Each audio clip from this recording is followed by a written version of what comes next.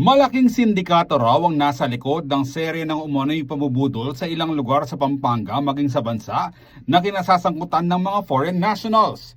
Inihayag ito ni Police Lieutenant Colonel Carolina San Pedro, Chief of Police ng Arayat, Pampanga, matapos sa madakipang dalawang Iranian nationals na nambiktima sa isang bangus vendor sa naturang bayan. Ito po ay isang malaking sindikato. Kasi sa ngayon po, dalawa lang po yung ating nahuli, pero marami po silang kumikilos na pare-parehas po ang modus. So sa ngayon po, ang ating pong kapulisan, lalo pa pong pinaigting ang pagbabantay at pagpatrolya dito po sa bayan ng Arayat.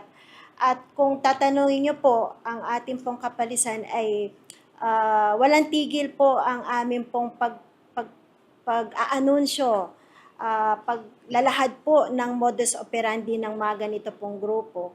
At kami rin po yung nagbibigay ng babala sa mga kababayan po natin na mag-ingat at maging alerto para hindi na po sila mabiktima po ng mga ganito pong grupo.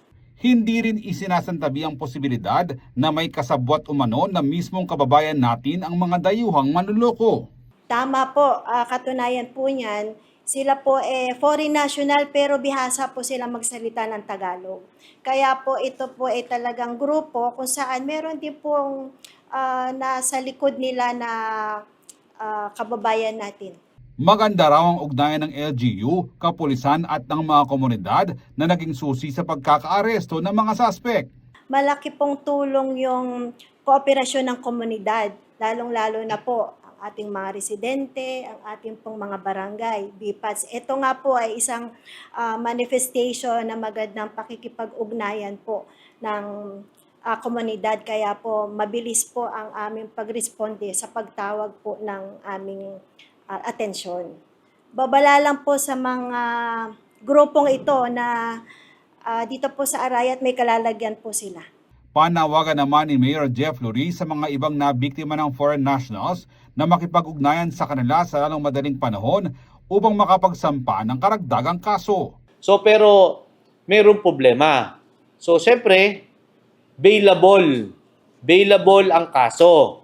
Yung pong mga nabudol, no? Pwede ho kayo makipag-ugnayan dito po sa stasyon, sa munisipyo po, no? Andiyan po si Chief of Police Carol San Pedro, no, nasa stasyon namin. Napuntahan ho, sana asap po to na magpunta. Baka ho kasi pag nauna nakapag-bail yan, hindi na natin kayang yung kaso ay dagdagan ng large-scale stapa dapat. Yon, non-bailable po yon. Pero po ang kaso po kasing naipasok po natin ngayon, TEP lang ho, TEP lang. So parang nasa 6,000 lang ho, bailable siya, 6,000 pesos. Anong gagawin? Lalabas na naman, uulitin na naman, no? Magagawa at makakagawa ng krimen. Makikipag-ugnayan rin umano ang lokal na pamahalaan ng Arayat sa Bureau of Immigration kung overstaying na ang mga salarin at mabigyan ng agarang disposisyon.